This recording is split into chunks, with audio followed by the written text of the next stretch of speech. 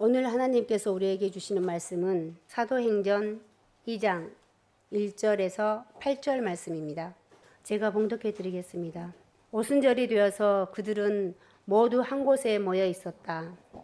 그때 갑자기 하늘에서 세찬 바람이 부는 듯한 소리가 나더니 그들이 앉아있는 온 집안을 가득 채웠다. 그리고 불길이 솟아오를 때 혓바닥처럼 갈라지는 것 같은 혀들이 그들에게 나타나더니 각 사람 위에 내려앉았다. 그들은 모두 성령으로 충만하게 되어서 성령이 시키는 대로 각각 방언으로 말하기 시작하였다. 예루살렘에는 경건한 유대 사람이 세계 각국에서 와서 살고 있었다. 그런데 이런 말소리가 나니 많은 사람이 모여와서 각각 자기네 지방말로 제자들이 말하는 것을 듣고 어리둥절하였다. 그들은 놀라 신기하게 여기면서 말하였다. 보시오, 말하고 있는 이 사람들은 모두 갈릴리 사람이 아니오? 그런데 우리 모두가 저마다 태어난 지방의 말로 듣고 있으니 어찌된 일이오? 김영곤 목사님께서 성령 강림이라는 말씀으로 말씀 드릴 때 많은 은혜 받으시기 바랍니다. 할렐루야. 오늘도 우리 가운데 성령의 충만함이 또 이루어지길 간절히 소망합니다. 오늘부터는요, 우리 사도행전 말씀을 함께 보려고 합니다. 사도행전 우리에게 매우 중요한 그런 책입니다. 물론 성경 가운데 중요하지 않은 책은 없죠, 그죠? 성경은 모든 책들이 다 중요한데 특히 오늘날 교회를 다니는 우리들에게 이 사도행전은요, 특히 큰 의미로 다가올 수 있습니다. 왜냐하면 교회의 시작되는 이야기, 교회의 역사에 관한 이야기이기 때문입니다. 우리 모세오경은요, 유대인들에게 있어가지고는 매우 중요한 책이에요. 왜냐하면 유대인들은 이스라엘이라는 나라가 처음 시작되는 그 이야기, 나라가 이제 아브라함부터 시작해서 모세를 통해 가지고 이제 나라가 시작되는 자기들의 정체감과 같은 아이덴티티와 같은 이야기가 모세오경입니다. 그들에게 굉장히 큰 의미가 있어요. 그래서 교회를 안 다니는 사람이 뭐 창세기, 출애굽기, 레위기, 민수기, 신명기 뭐 이런 책들 다 뭐 거짓말 아니냐, 이게 뭘 이런 게 다 있냐, 그렇게 말하는 것은요, 유대인들에게 굉장히 신뢰되는 이야기예요. 우리 한국 사람들도 역사책 있지 않습니까? 뭐가 있죠? 뭐 삼국사기 이런 거 있는데 외국 사람이 야, 삼국사기 그 한국 역사 다 엉터리 다 거짓말이고 뭐 다 만들어낸 거지, 너희들 역사가 뭐 그런 게 다 어디 있냐고 그렇게 말하면 기분이 좋습니까? 안 좋잖아요. 너가 우리 민족을 잘 모르니까 그렇게 이야기하는데 삼국사기 이 역사들은 다 삼국시대가 있었고 다 실제적으로 있었던 이야기인데 누가 잘 모른다 해가지고 그걸 엉터리라고 말하면 되냐, 그렇게 할 거예요. 마찬가지로 교회를 안 다닌다 해가지고 창세기, 뭐 출애굽기, 레위기 이런 이야기가 다 엉터리다 그렇게 말하는 것은요, 유대인들에게 굉장히 신뢰되는 이야기예요. 왜? 유대인들에게는 그게 자기들의 역사예요. 이스라엘 역사예요. 이스라엘 역사. 그들에게 있어서 가지고는 모세오경이 굉장히 큰 의미가 있어요. 왜? 지금 현재 유대인 자기 정체감이 모세오경에 있는 거예요. 모세오경이 어떻게 해서 우리가 시작되었고 어떤 율법들을 받았고 어떤 법에 의해서 어떻게 나라가 이어지고 있고 어떤 원리에 의해서 자기들의 정체감과 같은 것이기 때문에 유대인들에게 굉장히 중요합니다. 마찬가지로 교회를 다니는 우리들에게 이 교회라는 것이 어떻게 시작되었는가, 그리고 교회는 어떻게 세워져야 하고, 그리고 교인들, 성도들은 어떻게 생활해야 되는가에 대한 그 이야기가 사도행전이에요.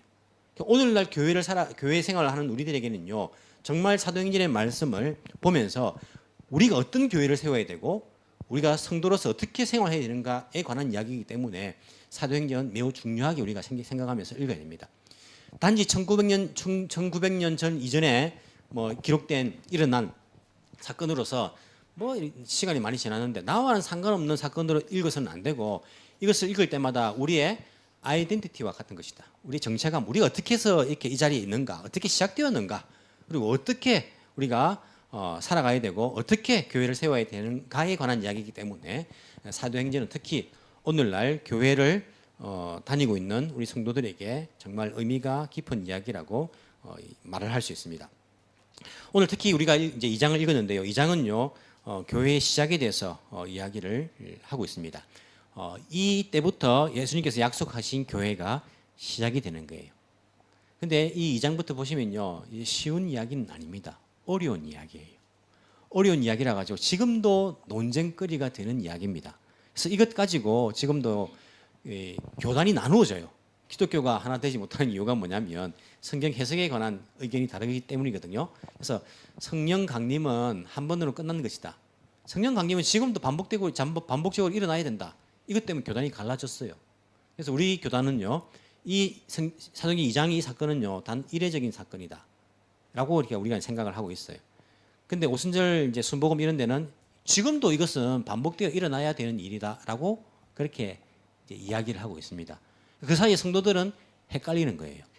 서로 이단은 아닌데 이게 뭐 한 번만에 끝나는 것인지 지금도 일어나야 되는 것인지 헷갈리고 있어요. 목사들도 헷갈리고 있어가지고 대답을 잘 못해줘요. 자기 교단에서 배운 대로만 이야기해줘요. 저도 상당히 이 부분에 있어가지고 참 고민이 많았습니다. 그래서 이번 주 설교를 준비하면서도 기도하면서 묵상하면서 야, 내가 설교를 할 수 있을까? 본문을 바꿀까? 상당히 염려가 됐어요. 근데 이제 일주일 동안 또 기도하면서 묵상을 하는 가운데 성령의 인도함이 있었기 때문에 어느 정도는 여러분들에게 알기 쉽게 그리고 약간은 명확하게 말씀을 드릴 수가 있게 되었습니다. 우리 교단에서 이걸 한 번뿐이다. 그리고 다른 교단에서는 여러 번 일어나야 된다라고 말하는데 그냥 그렇게 이야기해서는 안 되고 성경에 기초해가지고 이야기해야 됩니다. 물론 각 교단마다 다 성경에 기초해서 이야기를 하고 있어요. 하지만 그 성경에 기초해서 이야기하는 것이 이 말 들으면 이 말이 맞고 저 말 들으면 저 말이 맞는 것처럼 들리게 돼 있어요. 근데 그게 아니라 구약 성경과 비교하면서 아 그렇구나라고 여러분들이 이해할 수 있도록 제가 한번 설명을 해보도록 하겠습니다. 자, 2장 1절 오순절이 되어서 이 일이 일어납니다. 이 오순절이 되었다는 것도요 의미가 있습니다. 다른 날이 아니고 오순절 날 성령 강림의 사건이 일어나는 거예요. 자, 오순절은요 어떤 날입니까? 말 그대로 하면 오순절이에요. 오는 알겠죠? 오. 순은 뭡니까? 순. 우리 옛날에 한성순보 그죠? 있었죠? 아, 잘 모릅니까? 역사 잘 모릅니까? 우리 이거는 뭡니까? 이거는 주보. 주보는 뭡니까? 한 주에 한 번 나와서 주보입니다. 순보는요, 열흘에 한 번씩 나와서 순보예요. 그 한성순보는요, 열흘에 한 번 나오는 신문입니다. 옛날에 나왔던 게. 순이란 말은 열흘이란 말이에요. 오순이란 말하면 뭡니까? 그러면 50이란 말이에요. 50절이에요. 50절. 오순절은 50일 되는 절기다 이 말입니다. 그럼 뭘로부터 50일이 되는 절기일까요? 내 생일로부터 50일일까요? 언제부터 50일일까요? 어떤 특정한 날로부터 50일인 거예요. 유대인들에게 있어가지고 3대 절기가 있습니다. 세 번의 절기는 성인 남자들은 예루살렘에 올라가서 하나님께 제사를 드립니다. 그 3대 절기가 첫 번째는 6월절입니다. 6월절은 이 이스라엘의 정월 초하루와 같습니다. 뭐 초하루는 아닌데 예를 들면 정월 같습니다. 하나님께서 애굽을 나올 때에 6월절을 통해서 이제 장자의 죽음으로 탈출을 하게 합니다. 그러면서 이 달로 첫 해의 첫 달이 되게 해라라고 말씀하시는 거예요. 하나님께서. 그 날이 정월이 저는 6월절이. 지금의 정월하고는 다릅니다. 하지만 유대인들에게서 근데 그렇다는 거예요. 정월 되는 6월절. 이게 맞절입니다. 우리가 뭐 야 제사 지내고 예루살렘 올라가야 되고 지켜야 되고 괴롭겠다. 아닙니다. 축제. 우리도 뭐 설날 되면 시집 가니까 시댁에 가니까 괴롭지만은 안 기쁩니까? 그래도 가족들 만나니까 기쁘잖아요. 우리 절기잖아요. 그죠? 뭐 결혼하면 좀 달라지지만 그래도 절기잖아요. 추석 되면 안 기쁩니까? 절기잖아요. 가족들 다 만나가지고 맛있는 거 먹고. 유대인들은 마찬가지예요. 절기예요, 절기. 6월절 정월 절기입니다. 이게 한 번. 두 번째가 오순절이에요. 세 번째가 초막절입니다. 가을 절기죠. 자, 그러면 오순절은 언제부터일까요? 6월절부터예요. 6월절부터. 50일이 되는 날입니다. 정확하게 말하면 6월절은 보통 금요일 저녁부터 토요일 저녁까지가 안식일인데 그 6월절이 있는 그 금요일 저녁에 6월절 어린 양을 잡지 않습니까? 금요일 날. 금요일 저녁부터 토요일 저녁까지는 아무것도 하지 않습니다. 그 다음 날이 안식 후 첫날이죠. 일요일이에요. 일요일. 그때부터 뭘 시작하냐면 추수를 시작합니다. 이스라엘은 우리처럼 쌀 농사가 아니고 밀 농사 그리고 보리 농사 아닙니까? 그러니까 봄에 추수를 시작하는 거예요. 6월절 되는 금요일 토요일 그 다음 일요일부터 추수가 시작됩니다. 그때로부터 50일 되는 날이 추수가 끝나는 날이에요. 그래서 오순절은 뭐라고 하냐면 맥추절이라고도 이야기합니다. 보리 추수가 마치는 날, 맥추절. 혹은 50일이지만은 일요일을 빼고 말하면요 49일이잖아요. 그래서 77절이라고도 성경에서 이야기합니다. 77, 49니까. 예. 그래서 일요일을 포함하면 50일이죠. 그래서 일요일에 시작해가지고 오순절 언제 될까요? 일요일 되는 겁니다. 일요일 포함하면 50일 되는 날이 77, 49에 50일이니까 일요일 되잖아요. 지키는 게 이제 오순절이에요. 우리 신약 교회만 지키는 것이 아니고 유대인들의 3대 절기 가운데 한 가지입니다. 유월절, 맥추절, 그리고 초막절. 우리가 이제 맥추절을 지키다가 몇 년 전부터 맥추절을 우리 안 지키죠, 그죠? 안 지키는 게 우리가 보리 농사하는 것도 아니고, 그죠? 그 성경에 나와 있지만은 우리가 유월절하고 초막절을 안 지키면서 맥추절만 지키는 것도 이건 말도 안 맞고. 그래서 우리가 뭐 없애가지고 우리는 이제 더 이상 맥추절을 지키지 않고 우리 부활절, 뭐 추수감사절은 이제 1년에 한 번 감사하는 거니까 성탄절 이런 이제 절기를 지키고 있습니다. 어쨌든 유대인들 3대 절기 가운데 한 가지가 오순절이에요. 이 오순절이 되었습니다. 예수님께서 유월절에 돌아가시고 일요일 날 부활을 하시고 40일 동안 이 땅에 계셨다 했죠. 40일 동안 계셨으니까 이 오순절이 될 때까지는 며칠 남았습니까? 10일 남은 거예요. 예수님 성천하신 이후에 10일 뒤에 일어난 일입니다. 그때까지 예수님께서 너희들 갈릴리로 돌아가지 말고 예루살렘에 머물러 있으라. 그렇게 명령을 하셨습니다. 그렇게 예루살렘 머물러 있으면서 열흘 지났을 때에 일어난 일이 바로 오늘 성령 강림의 일이 일어나게 됩니다. 그런데요, 이 오순절은 구약하고도 연관이 있습니다. 뭐냐면 모세가 시내산에서 율법을 받는 십계명을 받고 성막을 어떻게 세워야 되는지에 대한 자세한 하나님의 말씀을 받는 그 장면이 시내산에서 일어나는 일입니다. 출애굽기 19장에 시내산에 도착을 하거든요. 그래서 20장부터가 십계명이 나옵니다. 하나님 계명이 주어지는 거예요. 자, 우리가 지난주에 아말렉 전투를 봤는데 아말렉 사람들이 참 못된 것이 뭐냐면 이제 막 애굽에서 탈출해 나왔는데 아무런 조직도 안 돼 있고 뭐 오합지졸들인데 이 이제 민족을 공격한 것이 참 나쁜 것이라 말했죠, 그죠? 그 공격을 했을 때가 우리가 이제 보았을 때에 16장에 출애굽 해가지고 그들이 이제 얼마 전이죠, 그죠? 얼마 전에가 둘째 달 15일이라 나와 있었습니다. 그리고 19장에 시내산에 도착했을 때가 셋째 달 초하루라고 돼 있었어요. 자, 그러면 정월이 6월절이니까 정월로부터 50일이 지나면요 몇 번째 달이 되겠습니까? 셋째 달이 되겠죠. 6월절은 보통 1월 14일, 15일 이쯤 되기 때문에 셋째 달이 되겠죠. 즉 오순절이 될 때에 시내산에 도착해서 하나님께 율법을 받은 거예요, 모세가. 그래서 신약과 구약 중간 사이에 400년간의 공백이 있습니다. 구약 끝나고 난 다음에 말라기와 마태복음 사이에 공백은 400년이에요. 그 사이에 신구약 중간 시기라고 말하는데 그때에 유대인들이 그 오순절을 단지 맥주를 추수한 그 절기로만 생각한 것이 아니고 자기들의 그 모세를 통해 가지고 율법이 주어진 날로 그렇게 기억하기 시작했어요. 이건 구약이 나온 게 아니고 신구약 중간 시기부터예요. 그러니까 신약 때에는 오순절이 되었을 때에 이제 보리 추수, 밀 추수가 다 끝나고 축제지 않습니까? 그거와 더불어서 모세가 율법을 시내산에서 받은 것도 그들이 기억하고 지키는 거예요. 그 오순절이 된 것입니다. 그때의 교회가 탄생하는 것이에요. 놀라운 일이죠. 이 구약과 연관이 있는 것으로 우리가 볼 수가 있습니다. 근데 오순절이 됐을 때 어디서 이 일이 일어나고 있습니까? 어디일까요? 이전에 보니까 온 집안을 가득 채웠다라고 되어 있어요. 온 집안을 가득 채웠다. 누구 집일까요? 우리가 보통 이제 마가의 다락방이다 이렇게 이제 이야기를 많이 들었죠. 왜냐하면 1장에 보면 그 어떤 이제 다락방이 되어 있는데 우리는 이 한국식으로 생각하면 안 됩니다. 우리 어릴 때 다락방 어떻습니까? 다락방은 좁은데요. 허리도 못 펴고 올라가면 좁은 데죠. 그게 다락방이 아니고 2층 방이라 생각하시면 됩니다. 지금도 예루살렘에는 마가의 집이다라고 여겨지는 추정되는 장소가 있어요. 그 집에 이제 들어가 보면 마가의 집일지 아닌지는 몰라도 그 당시에 이 2층의 그 방이 얼마 정도 넓었는지는 볼 수 있어요. 넓은 홀이에요. 우리 교회보다 훨씬 넓습니다. 몇 배나 넓어요. 큰 홀이에요. 거기에 1장에 보시면 120명 정도가 모여가지고 그렇게 기도하지 않습니까? 있는데 그 온 집에 모였다 할 때 이 집은 1장에 나오는 마가의 다락방일 것이다 라고 이야기하는 학자들이 많아요. 대부분 다 그렇게 이야기하지 않습니까? 그런데 한 가지 문제가 있습니다. 무슨 문제일까요?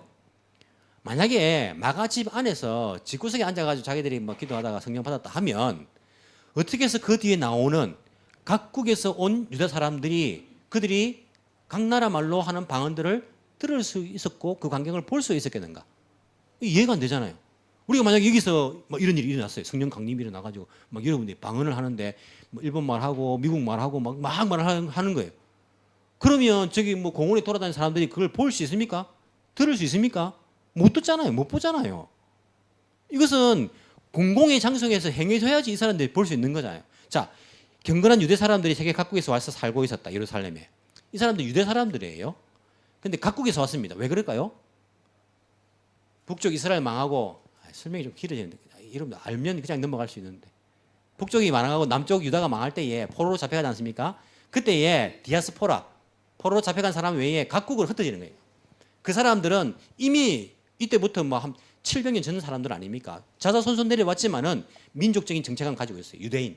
하지만 말은요. 자기 나라 말들이 있고 자기 나라가 있어요. 시민권도 뭐 보통 그 나라들에 있을 수 있는 가능성이 있어요. 바울도 그렇지 않습니까? 이 사람들이 유대인입니다. 이 사람들이 와서 예루살렘에 온 겁니다. 오면 어디에 갈까요? 자, 절기 때 예루살렘에 왔습니다. 회당은요, 보통 성전이 없는 곳에서 유대인 10사람이 모인 곳에 회당을 만든 거고, 예루살렘에 오면 어디 갈까요? 성전 간 성전. 이 사람들이 성전 가려고 하잖아요. 오순절 지키려고, 성전 가서 제사 드리려고, 기도하려고, 성전전 제사도 드리고, 기도할 수 있는 공간도 있고, 또 만남의 장소도 있으니까, 성전을 가지, 어디를 가겠습니까, 이 사람들이? 그러면 이 일이 어디서 일어났을까요? 성전에서 일어났을 가능성이 큽니다. 성전에서 특히 예수님 계실 때도 성전에 모였잖아요. 뭐 솔로몬 회당에서 거기 이제 그 솔로몬 회당이라고 모일 수 있는 곳이 있어요. 거기서 예수님께서 가르치시고 제자들도 듣고 바리새인들도 시비 걸고 그런 장소가 있단 말입니다. 그러면 제자들도 성전을 들어갔을 때에 예수님과 모였던 그 장소를 주로 사용했을 가능성도 크지 않을까요? 성전에 모여서 그렇게 기도하는 가운데에 성령이 임해가지고 각 나라 말로 말을 하기 시작하니까 옆에 있던 사람들이 그것을 듣고는요. 우리가 태어난 나라의 말로 들리네? 라고 하면서 후시기하게 생각하는 거예요. 그래서 성전일 가능성이 크다라고 생각하는 사람들이 최근에는 많아졌습니다. 그러면 왜 앞에서 온 집안을 가득 채웠다라고 했을까? 여전히 의문입니다. 그래서 이게 참 어려운 이제 본문이에요. 여러분들이 한번 생각을 해보세요. 풀리지 않는 의문입니다. 어떤 사람은 온 집안이란 그 단어가 성전을 말할 때도 집이란 표현을 한다라고 그렇게 이야기하는 사람도 있어요.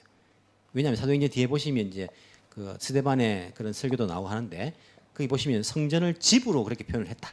그렇게 이제 이야기하기 때문에 그렇게 볼 수도 있고 집에서 그런 일이 일어났다가 그들이 뜨거워서 성전으로 갔는데 그 이제 현상은 성전에 갔을 때 일어났을 수도 있다라고 생각할 수도 있습니다. 여튼 이제 이런 일이 일어났는데 그 주변에 있는 사람들이 그것을 듣고 다 알게 되었다는 거예요.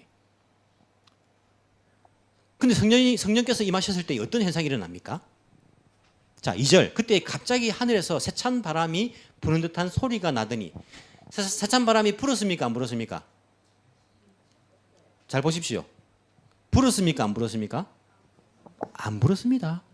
세찬 바람이 부는 듯한 뭐가? 소리가 있었어요. 소리만 있었어요. 바람 소리 같은 소리만. 세찬 바람이니까 엄청난 큰 소리였을 거예요. 아마. 소리가 있었지 바람이 불지는 않았습니다. 맞죠? 근데 이제 성경에서 바람과 성령이라는 단어는요 같은 단어입니다. 구약에서도 그렇고 신약에서도 그렇고 같은 단어예요. 어쨌든 소리만 이제 들렸어요. 그 소리가 온 집안을 가득 채웠어요. 온 집안이 그 소리가 가득 찼습니다. 세찬 바람 같은 소리가, 바람 소리가. 그리고 어떤 현상이 일어납니까? 3절. 불길이 솟아오를 때에 혓바닥처럼 갈라지는 것 같은 혀들이 그들에게 나타나더니. 자, 불길이 솟아올랐습니까? 안 올랐습니까? 불길이 솟아올랐을까요? 안 올랐을까요? 잘 보십시오. 불길이 솟아오를 때에 혓바닥처럼 막 갈라지죠. 이렇게 갈라지는 것 같은 혀들이 불길이 아니고 불길이 갈라지는 것 같은 혀 같은 그런 형성들이 그들에게 나타난 거예요. 각 사람 위에 앉은 거예요. 바람 안 불었고요. 불은 아니었는데 바람 같은 소리였고 불 같은 모양이었습니다. 그게 각 사람 위에 임하였습니다. 각 사람은 누구를 말할까요? 12제자를 말할까요? 120명을 말할까요? 왜 120명 생각하십니까? 왜? 각 사람 위에 그들에게 나타나더니 그렇게 이야기할 때에 왜 그렇게 생각하십니까? 이것도 12명, 12사도에게 일어난 일이다라고 이야기하는 학자가 있고 120명이다라고 말하는 학자가 있어요. 이 사람들은 어쨌든 전부 다 갈릴리 사람들입니다. 맞습니까? 갈릴리 사람들. 왜냐하면 뒤에 보시면 7절에 이 이야기를 듣는 사람들이 보시오. 말하고 있는 사람들은 모두 갈릴리 사람들이 아니요. 다 갈릴리 사람들이에요. 예수님 제자들은 다 갈릴리 사람들이에요. 그래서 12사도에게 일어난 일이다라고 보는 사람들도 있습니다. 특히 이제 원래 성경은 장절 구분이 없습니다. 이후에 우리가 이제 임의대로 한 거예요. 다 붙어 있어요. 그래서 앞에 그들이라 말할 때 그 앞에 나오는 구절을 보면 대명사니까 앞에는 12사도를 이야기하는 것이다. 그것을 대명사로 받아서 그들이라 말하기 때문에 12명의 사도를 말한다라고 생각하는 학자들도 있습니다. 어쨌든 그 일이 일어났습니다. 그리고는 성령으로 충만하게 됩니다. 성령이 시키는 대로 각각 방언으로 말하기 시작하는데 이 방언은 어떤 방언입니까?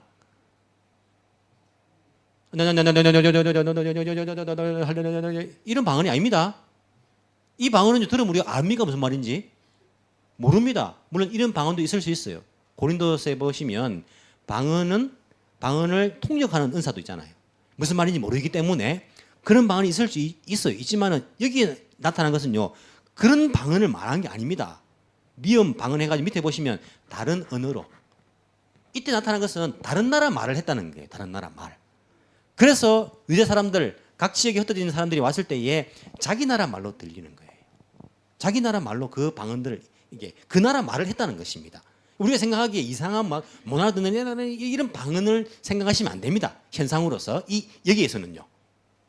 다른 나라 말을 했다는 것입니다.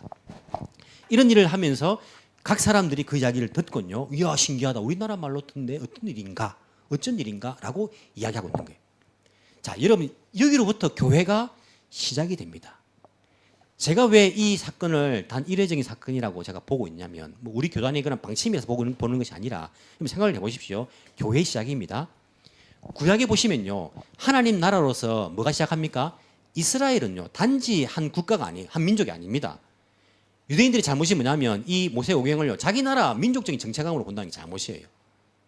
이게 자기 나라만에 관한 역사책이 아니라 이것은요. 하나님 나라로서 이스라엘 관한 이야기예요. 구약에서는 하나님 이스라엘 택해가지고 하나님 나라가 어떤지 보여줬어요. 처음에는 왕이 없지 않습니까? 왕이 없어도 하나님을 왕으로 모시는 나라가 하나님 나라. 그리고 법들은 다 하나님께로부터 받은 율법. 하나님의 말씀을 듣는 민족. 이게 하나님 나라인 거예요. 하나님께 보호받는 민족, 인도받는 민족. 하나님 나라로서 이스라엘이 시작된 것이고 신약에서는 하나님 나라로서 교회입니다. 여러분 교회를 통해 가지고 하나님 나라가 어떤지를 보여주는 거예요. 하나님을 섬기는 왕으로 섬기는 사람들, 교회 사람들. 하나님 말씀에 순종하는 사람들, 그게 버린 사람들, 이게 이제 교회가 하나님 나라로서 보여주는 거예요. 교회가 시작되지 않습니까? 구약에 보시면 하나님 나라로서 이스라엘이 시작되는 거예요. 뭐 여러 관점들을 가질 수 있어요. 뭐 아브라함 때 시작이다, 모세 때 시작이다, 여호수아 때 시작이다 볼 수 있지만은 보십시오. 모세가 출애굽 시켜가지고 나라가 아니었어요. 그냥 민족 있잖아요. 민족. 종으로 살던 노예로 살던 민족이었는데 탈출을 해서 시내산에 도착해서 법을 받는 거예요. 아직 영토는 없습니다. 교회가 시작되지만 아직 영토는 없습니다. 하지만 하나님의 그런 인도함을 받는 것입니다. 율법을 받고 성막을 어떻게 건축해야 되는지를 받는 겁니다. 시내산에서. 그때로부터 이스라엘이 나라로서 시작이 되는 거예요. 모세가 시내산에서 율법을 받을 때 어떤 현상이 일어납니까? 사도행전 2장의 현상과 비슷한 현상이 일어납니다. 출애굽기 보시면요. 출애굽기 19장 18절에 이렇게 이제 나와 있죠. 보시면 시내산에 그들이 이제 도착했는데 온 산이 온 집안이 이렇게 그 가득 찬 것처럼 온 산이 연기로 자욱하게 되는 거예요. 자욱하게 되고 하나님께서는 불 가운데에 임재하십니다. 그리고 산에 임재하셔가지고 하여튼 전체의 산이 이제 흔들렸다. 이 집안이 이제 그 바람 같은 그런 희비기로 막 가득 찬 것처럼 그 모세가 있었던 그 시내산이 그렇게 됐다는 거예요. 똑같이. 그러면서 출애굽기 24장부터 보시면요. 또 다시 24장이 다시 산에 오르거든요. 그리고 그들은 이제 성막 만드는 것에 대해서 이제 하나님 말씀을 받는데 24장 17절에 보시면 주의 영광이 마치 타오르는 불처럼 보였다. 불입니까? 불처럼 보였다. 주의 영광이, 주의 임재가 그렇게 보였다라고 이야기해요. 모세가 하나님께 율법을 받고 이스라엘 나라가 이제 법을 받은 나라로서 시작되는 그 시점에 이 신약 교회가 시작되는 시점과 비슷한 현상이 모세에게 일어난 것을 볼 수 있습니다. 그리고 모세에게 임해가지고 모세의 얼굴도 빛이 나는 거예요. 제자들에게 이 성령께서 강림하셔가지고 제자들을 통해서 방언이 이제 그런 방언이 아니고 각 나라 말들이 터져 나옵니다. 다른 점은 뭐냐면 구약의 이스라엘 백성은요, 구약의 이스라엘 나라는요, 이 이방 사람들이 이스라엘 나라가 돼야 돼요. 하나님 나라 백성이 되려고 하면. 그래서 다른 이방족들이 하나님을 여호와 하나님 믿기로 하고 이스라엘 사람이 된 사람들이 많았다 했습니다. 많습니다. 바세바의 남편 우리아도 이방 사람입니다. 헷 사람, 히타이트 사람이었어요. 다 들어온 하나님 여호와 섬기기 위해서 들어온 사람들이에요. 그 당시에는 이스라엘만 하나님 나라였어요. 구약 시대는. 하지만 신약은 다릅니다. 예수님의 시대로부터 천국은 세례요한 때부터 침노하는 자 누구든지 자기가 하나님 나라 백성이 되고자 하는 사람들은요 다 그것을 얻노라. 그래서 어떤 현상이 일어납니까? 각 나라 말로 하나님의 놀라운 일들을 전하기 시작한 거예요. 이게 구약과 다른 점이에요. 교회가 시작되는 하나님 나라에서 교회가 시작되는 이 시점에서는요 이들이 그 현상이 일어났을 때에 각 나라 말로 방언을 시작하는, 각 나라 말로 하나님 높으신 것을 이야기하기 시작하는 거예요. 그래서 누구든지 그 이야기를 듣고 하나님 나라 백성이 될 수가 있게 되는 것입니다. 이게 교회의 시작이에요. 다르지 않습니다. 구약과 신약은요 다르지 않아요. 다르면 우리가 신약만 믿어야지요. 구약만 믿는 이스라엘 백성들이 왜 우리가 따를 수 없냐면 그들은 구약만 자기 나라 역사로 살지 이 구약과 신약은 믿지 않잖아요. 하지만 구약과 신약은 다르지 않습니다. 연결되어 있는 거 똑같은 원리로 하나님께서 우리에게 가르쳐 주신 것을 알 수 있어요. 그래서 이것이 만약에 한 번 일어난 일인가 여러 번 일어난 일인가 성경 보면 압니다. 구약 보면요 이런 모세가 십계명 받고 율법 받고 이런 것들이 또다시 일어나야 됩니까? 그 다음 해에 또 올라가가지고 또 받고 그 다음 해에도 또 받고 해야 됩니까? 아니요. 이건 한 번만 일어나니 한 번만. 받은 것 가지고 그들이 하나님 말씀대로 살아가는 거죠. 신약 교회가 이런 보십시오. 예수님께서 이 땅에 오셨습니다. 예수님의 탄생. 예수님 고난 받으셨습니다. 고난. 예수님 십자가에 달려 돌아가셨어요. 죽으심. 그리고 부활하셨습니다. 부활. 그리고 하늘로 올라가신 성천. 그리고 예수님께서 자기의 그 사역을 교회를 통해서 교회를 세우심으로써 시작되는 교회가 시작되는 거예요. 성령의 강림. 이 사건들이요. 일괄적으로 예수님의 계획 가운데 있었는데 다 한 번씩 일어난 사건들이에요. 또 그 다음에 또 예수님 태어나가지고 또 고난받고 십자가에 달려야 됩니까? 아니요. 한 번. 이게 교회 탄생까지 이어진다라고 보면요. 한 번 일어난 사건이에요. 물론 성령께서는 계속 역사하시지요. 성령 역사하십니다. 성령 역사를 우리가 부인하지는 않아요. 교회 보시면 그 뒤에도요. 성령의 역사는 일어납니다. 기도할 때에 성령이 임하기도 합니다. 안 믿는 사람들에게. 그리고 믿기도 고백하는 사람들에게. 하지만 이 현상은요. 일어나지 않아요. 각 나라 말로 그들이 이야기를 하고 혹은 이 현상처럼 불의 혀처럼 갈라지는 것처럼 위에 있고 이런 현상들은요. 다시 일어나지는 않지 않습니까?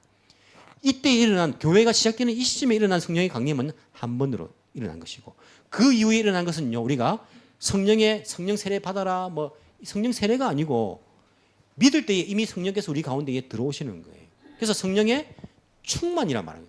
내가 작아지고 성령이 충만하게 되는 거예요. 성령의 기름 부으심을 주십시오. 이 성령 기름 부으심이 뭡니까? 성령으로 충만해지는 거예요. 이미 들어와 계신 성령.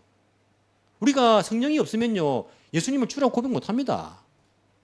성경에 나왔지 않습니까? 고린도전서 12장 15시면요. 고린도전서 12장 3절 그러므로 나는 여러분에게 알려드립니다. 하나님의 영으로 말하는 사람은 성령이죠. 아무도 예수는 저주를 받아라고 말할 수 없고 또 성령을 힘입지 않고서는 아무도 예수님은 주님이시다 말할 수 없습니다. 예수 믿을 때에 성령께서 우리에게 믿게 하시는 거예요. 성령 받지 않으면요. 예수 믿을 수가 없는 거예요. 예수 믿는 사람은 다 성령이 있는 겁니다. 그런데 성령이 들어와 계신데 또 어떤 다른 성령을 받아야 되는 것처럼 그렇게 말하는 것은요. 이거 의문을 가져야 됩니다. 오늘날 우리는 성령에 대해서 잘 몰라요. 여러분 성령 잘 아십니까? 성령님에 대해서 몰라요. 그래서 우리는 어디에 갑니까? 성령 체험하는 성령 집회인데 갑니다. 가면 체험하고 집회 가면 뭐 성령 받을까 싶어가지고 성령은 이미 내 속에 들어가 계신데 또 그걸 이용해가지고요 성령 집회를 많이 합니다. 어떻게 합니까? 할렐루야 여러분 오늘 잘 오셨습니다. 성령 받아라. 입에서 발음이 나와요. 입에서 목사님 입에서 발음이 씩 나오면서 그게 성령처럼 막 성령을 나눠줍니다. 성령 받아라. 그럼 아멘 하면서 막 또 성령 받습니다. 그럼 성령이 공입니까? 뭐 물건입니까? 성령은요 하나님입니다. 던져준다 해가지고 받을 수 있는 게 아니에요. 집회 가가지고 우리 뭐 물론 뭐 성령께서 임재하시면 우리가 뭐 충만하게 그할 수 있겠지만은 그런 게 아니란 말입니다. 성령께서 여러분 속에 안 계시면요 예수를 못 믿는다니까요. 이미 들어와 있는데 또 다른 성령을 받을 겁니까? 그게 이상하지 않습니까? 성령은 한 분이신데 또 뭔 다른 영을 또 뭘 받는단 말입니까? 우리가 성령을 잘 모르니까요.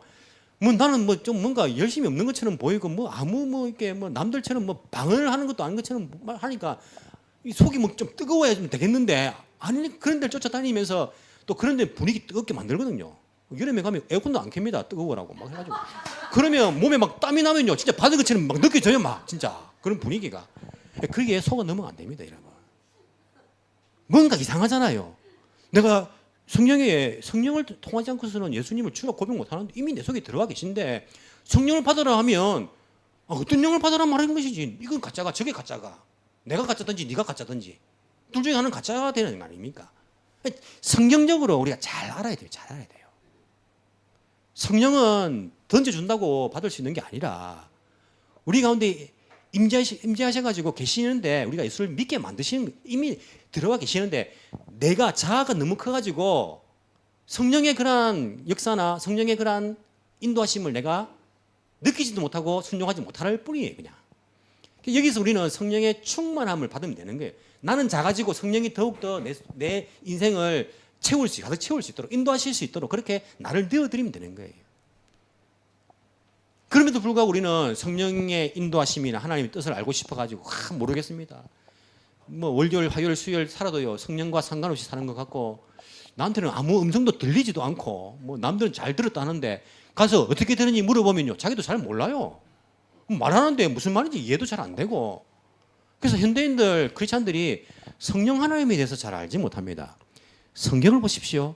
성경 보면요 잘 가르쳐주고 있습니다. 여러분 잘 보십시오. 구약 성경에 보시면 모세가 식병을 받고 성전을 어떻게 건축하는가에 대해 봤습니다. 신약은 성전이 교회, 여러분이 성전이에요. 교회가 성전 아닙니까? 똑같은 것을 그때부터 이제 시작하는 거예요. 하나님 나라가 시작했을 때에 그 이후로 그들이 성령의 인도함 받는 것이 무엇입니까? 하나님의 말씀에 순종하는 겁니다. 하나님 말씀을 따르는 거예요. 광야의 40년 동안 그들이 성령의 인도함을 받는데 어떤 인도함을 받습니까? 물론 불기둥, 구름기둥 있었지만은 하나님께서 그들에게 환하신 것이 불기둥, 구름기둥을 안 따라서 하는 게 아니라 하나님 말씀에 순종하지 않아서 환하신 거예요. 성령의 인도함 받는 삶은요 하나님 말씀에 순종하는 삶입니다. 말씀이에요. 말씀에 순종하는 삶입니다. 그래서 구약의 백성들이 그 말씀 순종에 실패하지 않습니까? 실패하니까 하나님께서 어떻게 합니까? 선지자를 보내가지고 하나님 말씀을 상기시키는 거예요. 하나님 말씀을 선포하게 만들고 너희들 말씀대로 돌아오느라 말씀대로 살아야 된다. 이게 성령의 인도함을 받는 삶이에요. 구약 성경 보시면 구약 성경에 뭐 선지자 나와가지고 이사야 선지자 나와가지고 성령 집회합니다. 나오래가지고 뭐 진짜 성령 받으라고 슈 하고 막 다 끌고 가고 이런 게 있습니까? 말씀을 선포하는 거예요. 이사야서 66장까지 다 말씀 아닙니까? 하나님 말씀을 선포하고 말씀대로 살아라는 거예요. 너희들 지금 제사가 없어서 예배가 없어서 죽는 게 아니라 하나님 말씀대로 안 살았어 너희들 지금 다 망해간다. 말씀을 선포하고 말씀을 안 지켜가지고 망하는. 자 신약 교회를 보십시오. 교회가 시작됩니다. 그 뒤에 성령이 충만함이 있는 것이 인도받는 것이 무엇입니까? 말씀이에요. 사도 바울이 교회를 개척하면서 전도하면서 한 것이 무엇입니까? 모아놓고 성령 집회했습니까? 물론 기도하면 성령이 임하기도 하지만은요 그것은 크게 다루지 않습니다. 그가 한 것이 무엇입니까? 말씀을 가르친단 말입니다. 에베소 교회에 갔을 때도 2년 동안 두란노 서원에서 말씀을 가르친다니까요. 하나님 말씀을. 그게 성령의 인도함 받는 것이에요. 제 말이 아닙니다. 예수님께서 성령을 약속하시기 이전에 제자들에게 약속하신 것이 있는데 보혜사 성령을 너희들에게 보내겠다 약속하십니다. 그 보혜사 성령이 어떤 분인가를 잘 가르쳐줍니다. 어떤 분이라고 말합니까? 요한복음 14장 26절 예수님께서 말씀하십니다. 그러나 보혜사 곧 아버지께서 내 이름으로 보내실 성령께서 하나님 아버지와 예수님의 영 성령께서 너희에게 모든 것을 가르쳐 주실 것이며 또 내가 너희에게 말한 모든 것을 생각나게 하실 것이다. 자, 예수님께서 성령께서 어떤 일을 하시는지 성령의 인도함 받는 것이 무엇인지를 말씀해 주셨습니다. 뭐라 했습니까? 너희에게 모든 것을 가르쳐 주실 것이다. 그리고 내가 가르친 것을 다 생각나게 하실 것이다. 이게 성령께서 하시는 인도하심입니다. 성령님께서 뭘 하시냐면 여러분들에게 예수님의 말씀이 어떤 것인지를 가르쳐 주시고 생각나게 해주시는 거예요. 그러니까 여러분들 우리가 성령을 받는 그런 집회가 가지고 자꾸 받으려고 할 필요가 없는 것이 성령의 인도함 받으려면 어떻게 하면 됩니까? 말씀을 읽으면 된단 말입니다. 말씀을. 이런 말씀을 읽으면요. 성령께서 말씀을 읽는 가운데 우리에게 생각나게 하시는 거예요. 그리고 말씀을 가르쳐 주시는 거예요. 말씀을 읽고 듣고 쓰고 묵상하는 가운데에 그 말씀을 생각나게 하고 가르쳐 주시고 깨닫게 하시는 분이 성령의 인도함입니다. 그러면 뭘 안 하면 성령을 잘 모를까요?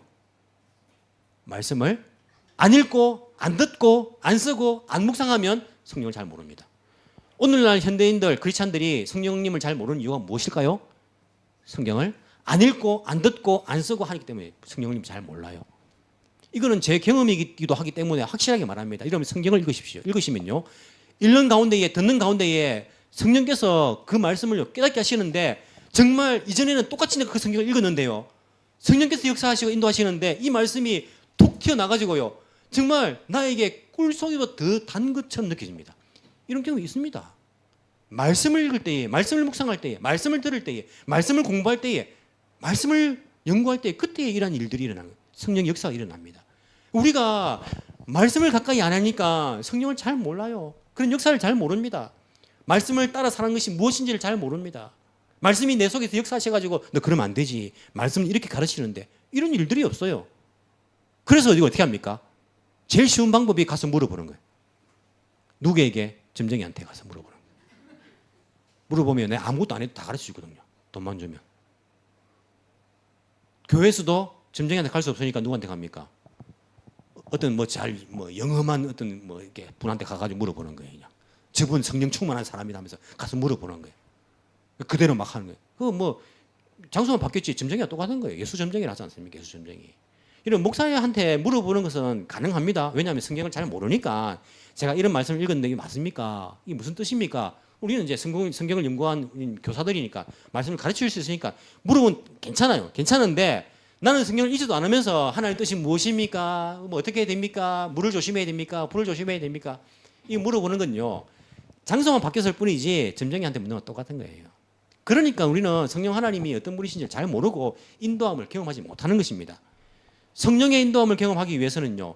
성령께서 우리 가운데 역사하시는 그 음성을 내 귀에 안 들리지만은요. 내 심령에 하시는 그 음성을 내가 듣기 위해서는 어떻게 됩니까? 말씀을 읽어야 됩니다. 읽지 않으면 선지자를 또 보낼 거예요. 선지자 같은 말씀 역사 사회 하시는 분들 보내가지고 말씀을 선포하잖아요. 말씀 가운데에 그 가운데에 성령께서 우리에게 가르쳐 주시고 깨닫게 하신 것을 알게 하시지 않습니까? 그것이 성령의 역사입니다. 오늘날 교회가 망해간다는 유럽이나 미국이나 이런 데 보시면요. 그 가운데 부흥하는 교회가 있습니다. 그 부흥이라는 것이 막 이렇게 이런 부흥 성령 집회를 하면서 이런 부흥이 아니라 정말 사람들의 삶이 말씀적인 삶이고 생활이 있고 그리고 거기에 말씀을 쫓아가는 그 사람들이 늘어나고 이런 부흥하는 교회들이 있습니다. 영국에도 있고요. 그 교회들을 보시면 다 말씀 운동하는 데예요. 여러분 생활이 정말 크리스찬 같은 생활을 하는 사람들 보십시오. 그 사람들은 분명히 말씀을 가까이 하는 사람들이에요. 읽고 묵상하고 말씀대로 살려고 하는 사람들입니다. 말씀을 읽을 때 역사가 일어납니다. 그리고 그 말씀을 붙들고 기도할 때에 성령의 인도함이 있는 거예요. 늘 말씀과 기도 그게 기본입니다. 그거 하지 않으면요 다른 거 할 수 없어요. 이게 여러분 모든 게 다 기본이 중요한 거 아닙니까? 야구든지 운동이든지 다 기본이 안 됐으면요 나중에는 딱 그 수준밖에 안 되는 거예요. 그냥 우리가 이 말씀과 기도가 있지 않으면요 우리의 그런 성령의 체험이란 것은 한순간에 그런 감정적인 부분들이나 한순간에 어떤 카타르시스를 느끼는 그 정도에 지나지 않습니다. 지나가면요 삶이 안 바뀌어요. 똑같습니다. 성령의 인도함이라는 것은 말씀의 역사인 것을 우리는 기억해야 합니다. 여기서부터 교회가 시작이 되는 거예요. 여기서부터 이스라엘이 시작이 됩니다. 하나님의 말씀으로, 그 말씀으로 인도함을 받는 그 역사가 일어나는 거예요. 여러분, 말씀을 읽으십시오. 크리스찬들이 평생에 성경을 한 번도 안 읽었다. 얼마나 부끄러운 겁니까? 이단에게 다 넘어갑니다. 우리가 매년 적어도 1년에 한 번씩은요, 말씀을 읽고, 묵상하고, 그리고 그 말씀이 어떤 뜻인지를 조금 연구하고, 그렇게 하다 보면 성령께서 말씀을 통해서 나에게 역사하시고 인도하신 것이 무엇인지를 여러분들이 경험하게 될 거예요. 여러분의 그 신앙생활이 훨씬 더 풍성하게 되고, 훨씬 더 기쁨이 솟아나는 그런 삶들이 될 것이고, 남들에게 간증할 것이 있는 그런 신앙생활이 될 것입니다. 이러한 놀라운 말씀의 역사가, 성령의 역사가 우리 가운데 일어나기를 간절히 소망합니다. 기도드리겠습니다. 사랑과 내가 풍성하신 하나님 아버지 감사합니다. 하나님, 구약으로부터 신약에 이르기까지 하나님의 뜻은 변하지 아니하셨으며 여전히 동일하게 우리에게 말씀하시는 것을 우리가 깨닫게 됩니다. 교회가 시작하여서부터 지금까지 우리를 인도하신 주님을 찬양합니다. 주님, 우리가 잘못된 신앙을 따라 살아가는 것이 아니라 정말 성령 하나님의 가르침 따라서 말씀을 붙들고 살아갈 때에 하나님을 더 깊이 알아갈 수 있도록 도와주시고, 하나님과 그 관계가 더욱더 돈독해질 수 있도록 도와주시며, 하나님의 뜻을 깨닫고 그대로 살아갈 수 있는 저희들 되게 도와주시며, 그 말씀에 그런 기쁨과 평안과 안식을 누릴 수 있는 우리의 인생이 될 수 있도록 주께서 인도하여 주옵시기를 간절히 소망합니다. 주님, 잘못된 길을 따라가지 않도록 도와주시고 정말 말씀대로 교회를 세우며 말씀대로 우리가 신앙생활을 할 수 있는 에덴교회 우리 모든 성도들 되게 주께서 성령의 기름 부으심을 허락하여 주시고 인도하여 주옵소서. 감사드리며 살아계신 예수님 이름으로 기도합나이다. 아멘.